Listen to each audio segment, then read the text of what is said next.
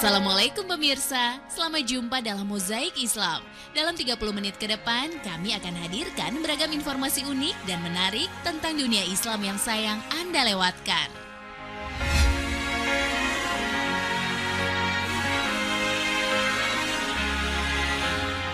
Pemirsa Mozaik Islam, pernahkah kita memperhatikan ketika seseorang akan berjumpa dengan kekasihnya, maka ia mempersiapkan dirinya sedemikian rupa dengan pakaian yang bagus, bersih, dan menambahkan wewangian agar orang yang ditemuinya merasa senang. Demikian pula dengan seseorang yang akan menjalani wawancara kerja atau bertemu dengan klien yang penting. Namun ketika seseorang akan sholat menghadap ilahi, justru memakai pakaian seadanya. Kadang tidak mempertimbangkan kepantasan, kebersihan, bahkan mengabaikan syarat-syarat pakaian sholat yang semestinya.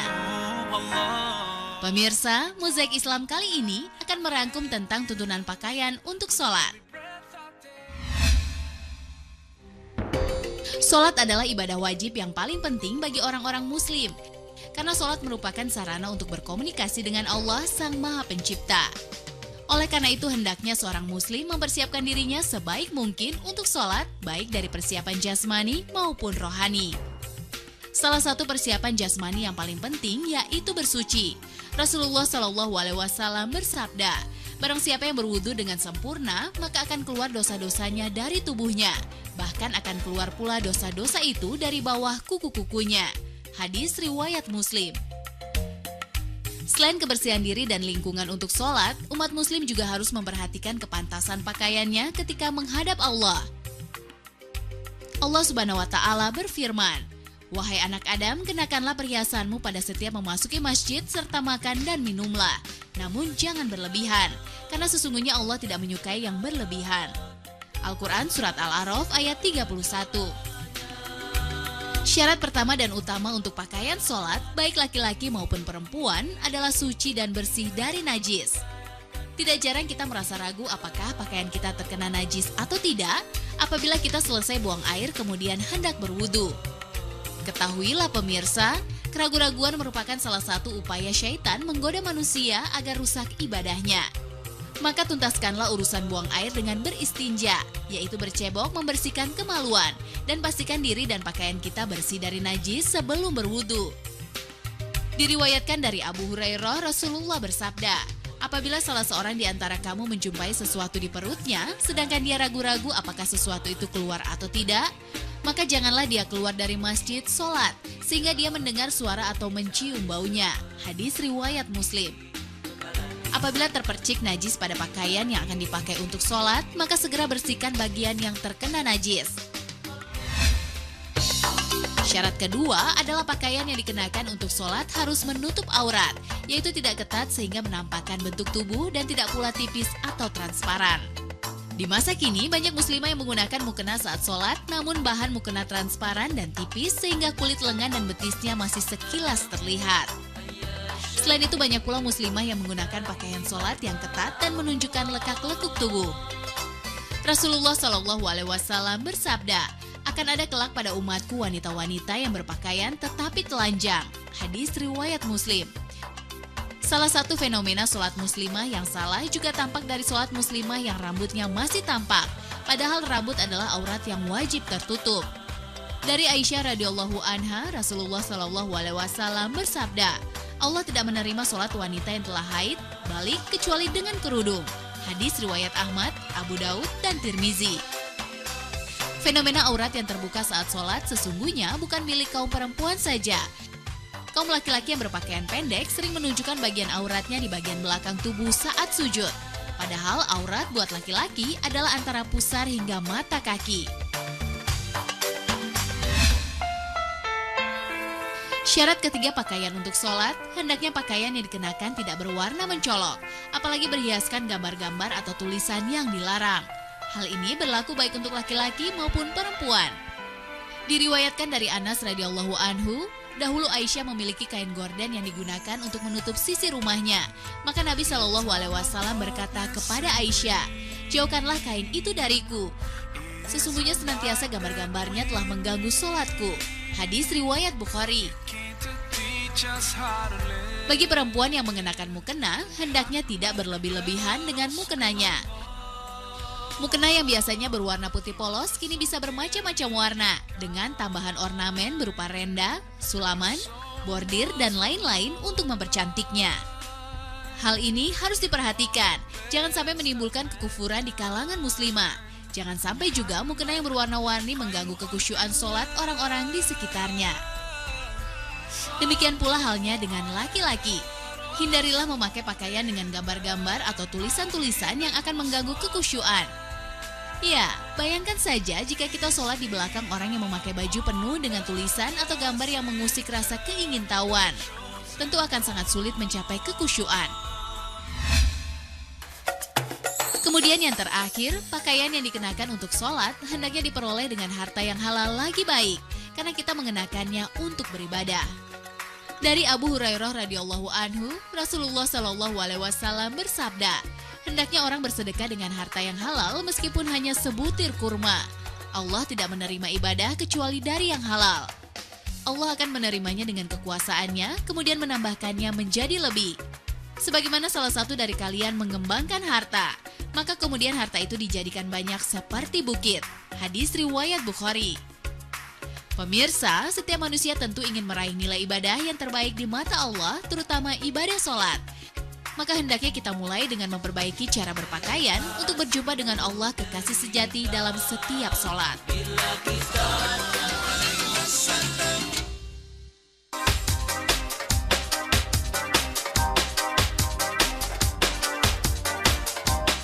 Assalamualaikum pemirsa, selamat datang dalam Mozaik Islam. Dalam 30 menit ke depan, kami akan hadirkan beragam mozaik Islam yang unik dan penting yang sayang Anda lewatkan. Pemirsa, kesehatan merupakan bagian penting dalam hidup manusia. Tanpa makanan yang sehat, kita tidak dapat melakukan aktivitas dengan lancar, baik untuk bekerja maupun beribadah. Alangkah baiknya bila kita mencontoh junjungan kita Nabi besar Muhammad SAW. Tidak hanya perilakunya, namun juga pola makan beliau yang selalu menjaga kesehatan. Nah, berikut makanan-makanan yang menjadi kegemaran Rasulullah SAW serta manfaatnya untuk tubuh kita yang berhasil dirangkum Mozaik Islam. Salah satu makanan yang disukai Nabi Muhammad SAW adalah kurma. Tak bisa dipungkiri, buah kurma cukup mudah kita jumpai, apalagi bila menjelang bulan Ramadan. Kurma menjadi andalan untuk menu berbuka puasa. Namun Rasulullah SAW memakan kurma secara rutin, tak hanya di bulan Ramadan saja. Saat masuk waktu duha, Rasulullah memakan 7 butir kurma matang.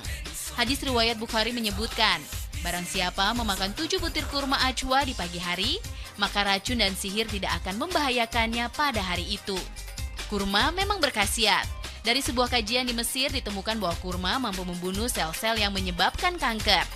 Terbukti kawasan yang penduduknya mengkonsumsi kurma tidak pernah mengalami penyakit mematikan tersebut. Berbuka puasa dengan kurma juga baik, seperti yang dicontohkan Rasulullah SAW. Karena kurma mengandung glukosa, sehingga cukup untuk menggantikan zat-zat gula yang kering karena berpuasa seharian.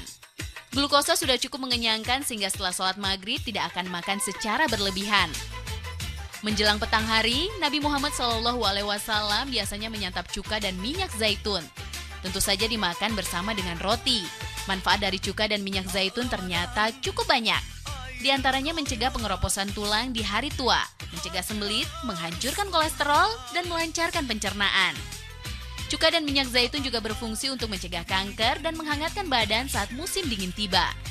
Pemirsa Mozaik Islam, selain makanan di atas yang rutin dikonsumsi Nabi Muhammad SAW, ada pula makanan yang disukai Nabi namun beliau tidak rutin mengkonsumsinya. Di antaranya adalah sarit. Sarit adalah campuran antara roti dan daging dengan kuah air masak. Sebuah hadis Bukhari dan Muslim menyebutkan bahwa Rasulullah bersabda, keutamaan Aisyah atas kaum wanita seperti keutamaan sarit atas seluruh makanan. Ini berarti memang makanan sarit memiliki tempat tersendiri di hati Nabi Muhammad. Sarit berkhasiat untuk memberikan kekuatan pada badan, sebagai tambahan tenaga serta menambah kalori. Yaktin atau labu air juga menjadi makanan yang disukai Nabi Muhammad SAW. Labu air berkhasiat untuk mencegah penyakit gula, mengobati luka bakar, memar, dan bengkak, menghentikan sakit demam, dan menurunkan suhu badan yang sangat tinggi. Jenis buah ini juga mudah dicerna, serta tidak membebani kerja perut dan usus. Jadi sangat cocok untuk membantu proses penyembuhan penyakit secara umum. Anggur menjadi makanan kesukaan Nabi Muhammad SAW yang kita bahas selanjutnya. Anggur berkhasiat untuk membersihkan darah, memberikan kekuatan pada pinggang, memperkuat ginjal, serta membersihkan perut. Makanan lain yang disukai Nabi adalah hilbah, atau disebut juga dengan istilah halba. Jenis makanan ini termasuk golongan biji-bijian. Halba termasuk salah satu obat tertua di dunia. Selain sudah digunakan di zaman Hippocrates, bapak pengobatan Yunani, halbah bahkan telah dipakai untuk pengobatan pada zaman Mesir ribuan tahun yang lalu. Halbah mempunyai khasiat diantaranya untuk menyembuhkan radang lambung, gangguan pencernaan, wasir, sakit kerongkongan, asma, batuk, haid tidak teratur, serta diabetes. Daging domba juga menjadi salah satu makanan yang disukai Nabi Muhammad SAW. Daging domba kaya akan protein, zat besi, vitamin B12, dan nutrisi lainnya seperti zinc, sehingga bagus untuk pertumbuhan anak-anak. Selain itu, daging domba juga mempunyai fungsi sebagai zat pembangun dalam membentuk jaringan baru pada tubuh. Tapi banyak orang yang menghindari daging domba, dengan alasan takut tekanan darah dan kadar kolesterol dalam darah naik. Padahal kandungan lemak total, kolesterol, dan lemak jenuh daging ini lebih rendah jika dibandingkan dengan jenis daging lainnya. Biasanya Nabi Muhammad SAW hanya memakan daging dari bagian lengan saja, bukan bagian jeroan. Yang menjadi kegemaran Nabi Muhammad SAW lainnya adalah daging kelinci. Dalam hadis riwayat Bukhari dan Muslim disebutkan bahwa seorang sahabat Nabi menghadiahkan 2 paha kelinci kepada Rasulullah dan beliau menerimanya. Kelinci mempunyai daging yang enak dan juga berkhasiat. Selain bisa menurunkan kolesterol, daging kelinci juga mampu mengobati penyakit jantung, penyakit asma, dan juga mengatasi kemandulan. Kesehatan memang menjadi modal penting untuk bekal umat manusia dalam beraktivitas. Dan alangkah baiknya kita sedikit demi sedikit mulai mengikuti pola makan Rasulullah SAW. Karena selain menyehatkan, perilaku Nabi Muhammad adalah sunnah yang menjadi sumber hukum kedua setelah Al-Quran.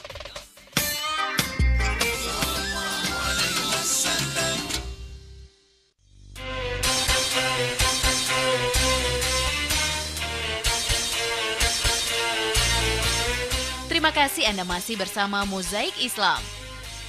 Pemirsa, Islam sangat jelas mengatur masalah halal haram, termasuk halal haram dalam harta.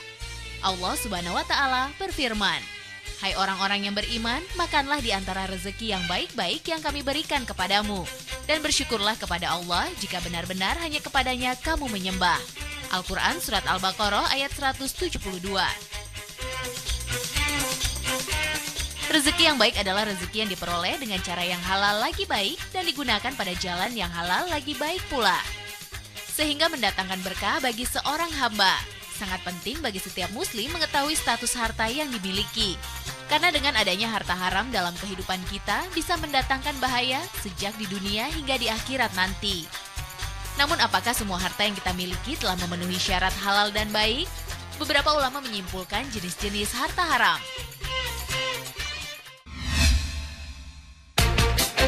Yang pertama adalah harta haram karena zatnya, misalnya babi, khamar, dan benda-benda yang najis. Harta semacam ini tidak bisa dibersihkan karena hakikatnya haram mutlak. Maka itu tidak boleh dimanfaatkan dan harus dimusnahkan. Yang kedua adalah harta haram karena berkaitan dengan hak orang lain, contohnya barang-barang curian. Harta semacam ini wajib dikembalikan kepada pemiliknya dan tidak dapat disedekahkan, karena tidak akan diterima Allah Subhanahu wa Ta'ala. Nabi SAW bersabda, "Tidaklah diterima sholat tanpa bersuci, tidak pula sedekah dari gulul harta haram." Hadis riwayat Muslim. Dan yang ketiga adalah harta haram karena pekerjaan, misalnya harta riba dan harta dari hasil perdagangan barang haram. Harta semacam ini wajib dibersihkan, meskipun sedekahnya juga tidak diterima.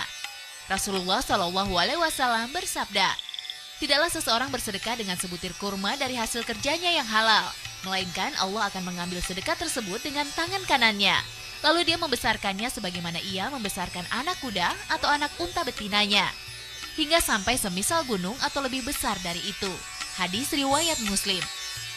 Pemirsa Mozaik Islam, sebagian ulama berpendapat bahwa harta haram yang haram karena zatnya mutlak tidak boleh dimanfaatkan dan harus dimusnahkan. Telah dijelaskan dalam Al-Quran Surat Al-Mu'minun ayat 51. "Wahai para rasul, makanlah makanan yang baik-baik, halal, dan kerjakanlah amal soleh. Sesungguhnya aku maha mengetahui apa yang kamu kerjakan. Sementara harta haram yang haram karena cara mendapatkannya, misalnya karena hasil curian atau dari pekerjaan haram, juga tidak boleh dimanfaatkan. Harta haram karena cara mendapatkannya bisa dibersihkan dengan cara disalurkan untuk kepentingan umum.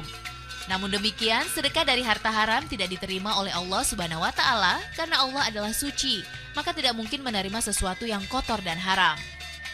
Nabi Muhammad SAW bersabda, "Wahai sekalian manusia, sesungguhnya Allah itu thoyyib atau baik. Allah tidak akan menerima sesuatu melainkan dari yang thoyyib atau baik." Hadis riwayat Muslim. Pemirsa Mozaik Islam, harta haram membawa dampak yang sangat buruk dalam kehidupan umat muslim yang dirasakan langsung ketika di dunia bahkan terbawa hingga di akhirat. Beberapa keburukan akibat harta haram diantaranya, yang pertama adalah tidak diterima amalan seseorang yang mengkonsumsi harta haram. Sebagaimana sabda Rasulullah SAW, "Tahuilah bahwa suapan haram jika masuk ke dalam perut salah satu dari kalian, maka amalannya tidak diterima selama 40 hari. Hadis riwayat At-Tabarani. Amalan yang dimaksud adalah segala bentuk ibadah yang dilakukan seorang hamba, yaitu sholat, sedekah, termasuk haji yang dibiayai dari harta haram. Rasulullah bersabda, jika seorang keluar untuk melakukan haji dengan nafkah haram, kemudian ia mengendarai tunggangan dan mengatakan labaik Allahumma labaik, maka yang berada di langit menyeru, tidaklah baik. Dan kau tidak memperoleh kebahagiaan, bekalmu haram, kendaraanmu haram, dan hajimu mendatangkan dosa dan tidak diterima. Hadis riwayat At-Tabarani. Ibadah yang dilakukan hakikatnya hanya untuk dan karena Allah Ta'ala, dan Allah hanya menerima ibadah dengan harta yang halal lagi baik. Pemirsa Mozaik Islam, setiap muslim juga wajib menafkahkan istri dan anak-anaknya dengan harta yang halal lagi baik. Rasulullah SAW bersabda, "Demi zat yang jiwaku berada dalam genggamannya, seorang yang memasukkan sekerat daging haram ke perutnya, maka tidak akan diterima amalannya selama 40 hari. Dan barang siapa yang dagingnya tumbuh dari barang haram dan riba, maka neraka lebih utama untuk membakarnya." Hadis riwayat Muslim, Tirmizi, dan Ahmad. Memiliki harta haram juga menjadi penyebab tidak dikabulkannya doa-doa seseorang. Sesungguhnya harta haram juga akan melempar pemiliknya ke dalam neraka.